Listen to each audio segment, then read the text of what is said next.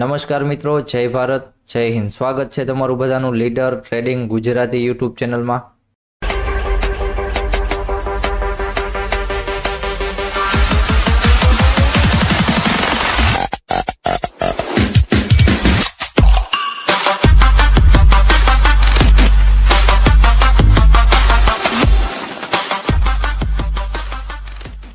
તો આજે હતી ક્યાંક 13 ફેબ્રુઆરી અને આજના દિવસે જોવા જઈએ તો બેંક નિફ્ટીમાં સારી એવી બંને બાજુની મુવમેન્ટ જોવા મળી અને નિફ્ટીમાં મુવમેન્ટ હતી પણ નિફ્ટીમાં થોડીક ઓછી હતી.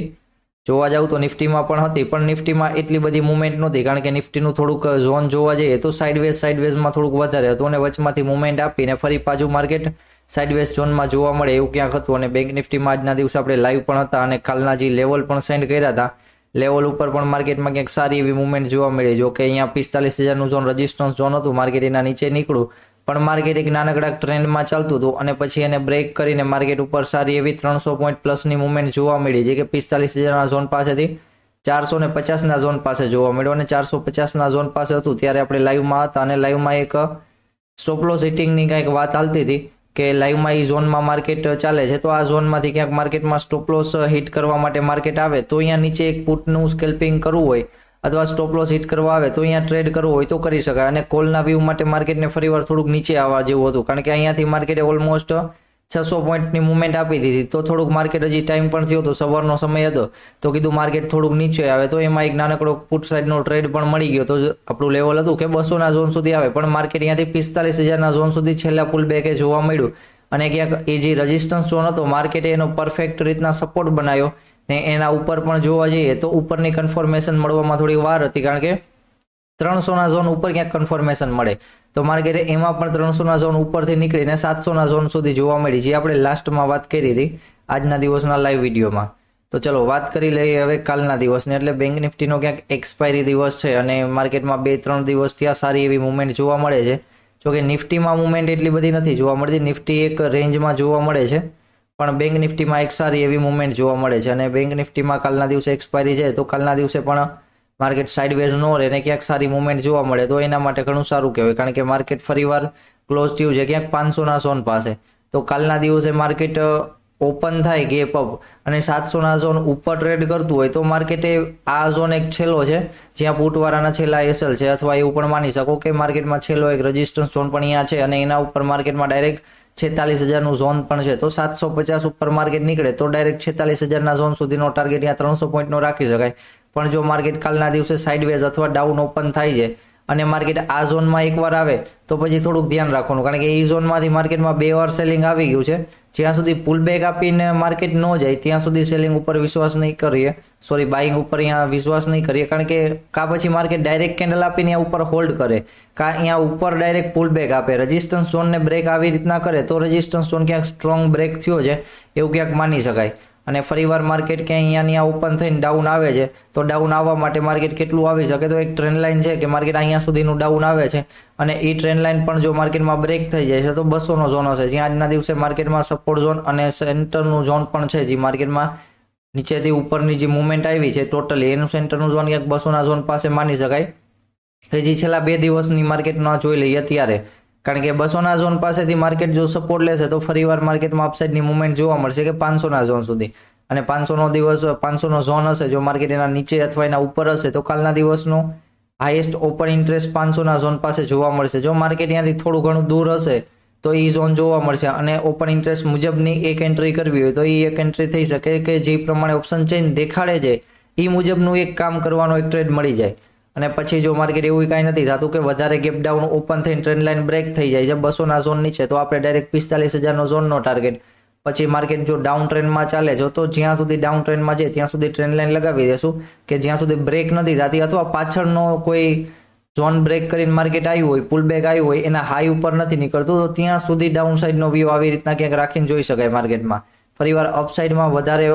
ઓપન થઈ જાય છે અને ડાયરેક્ટ 46,000નો ઝોન પાસે ઓપન થાય તો અહીંયા એક ચાન્સ હશે કે માર્કેટમાં થોડું ઘણું સેલિંગ જોવા મળે કે જે 800ના ઝોન સુધી હોય અને 800ના ઝોન પાસેથી ફરીવાર બાઇંગ આવે કે એ 46,000નો ઝોનને પાર કરીને ડાયરેક્ટ 200ના ઝોન પાસે 46,200ના ઝોન પાસે જોવા મળે તો એવું ક્યાંક એમાં હશે. અને લાસ્ટમાં જો હીરો ઝીરોમાં માર્કેટ જોવા મળે જે 500નું ઝોન અથવા 46,000નું ઝોન અથવા 45,000નું ઝોન. આ કારણ કે 500 પોઈન્ટની આપણે રાઉન્ડ ફિગરની વાત એટલે કરી છે કે અહીંયાથી મુવમેન્ટ સારી જોવા મળે છે માર્કેટમાં, એટલા માટે. તો ઈ ઝોનમાં કોઈ હોય અને આપણે ઓપ્શન ચેઇન જોઈ લેવાની એકવાર, કારણ કે ઓપ્શન ચેઇન સાથ આપતી હોય, માર્કેટનો ટ્રેન્ડ પણ સાથ આપતો હોય,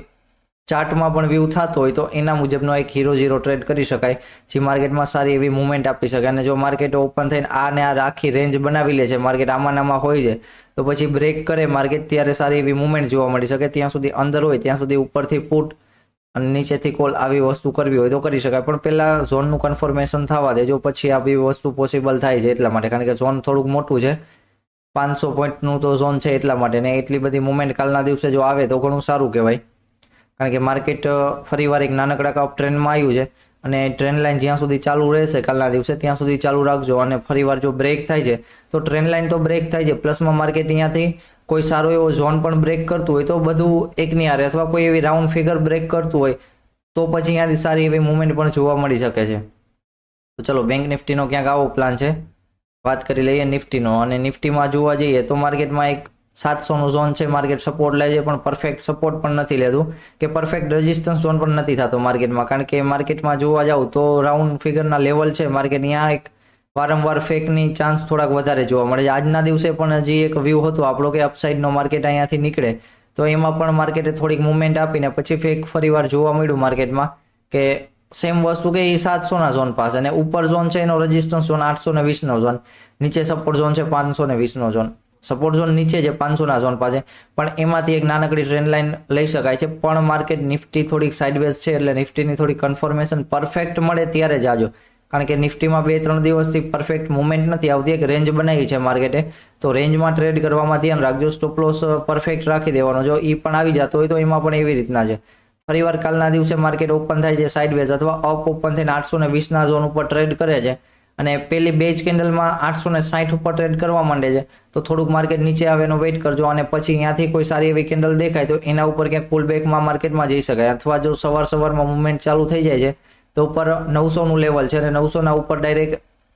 960નું ઝોન છે, એટલે કે 888નું, એના ઉપર 967નું ઝોન છે. પણ માર્કેટમાં એક રેઝિસ્ટન્સ ઝોન છે એનું ધ્યાન રાખીને, કારણ કે કાલના દિવસે ફરીવાર માર્કેટ થોડું ઘણું ગેપ અપ ઓપન થાય છે, રેઝિસ્ટન્સ ઝોન પાસે હોલ્ડ કરે છે, તો માર્કેટ ઈ ઝોનમાંથી 1-2 વાર પાછું આવેલું છે, તો એનો જ ખ્યાલ રાખવાનો કે માર્કેટ ફરીવાર પણ અહીંયા ક્યાંકથી આવી શકે. તો એ ખ્યાલ રાખવા માટે એક ટ્રેન્ડ લાઇન લઈ લેજો કે ટ્રેન્ડ લાઇન અથવા અહીંયા સાઇડવેઝ ઝોનમાંથી માર્કેટ બ્રેકઆઉટ આપે, અથવા એ ઝોનમાં ક્યાંય એવી સારી ઇન્વર્ટેડ હેમર કેન્ડલ જોવા મળે તો રેઝિસ્ટન્સ ઝોનનો ભરપૂર ઉપયોગ કરી શકાય એટલા માટે. અને ફરીવાર માર્કેટમાં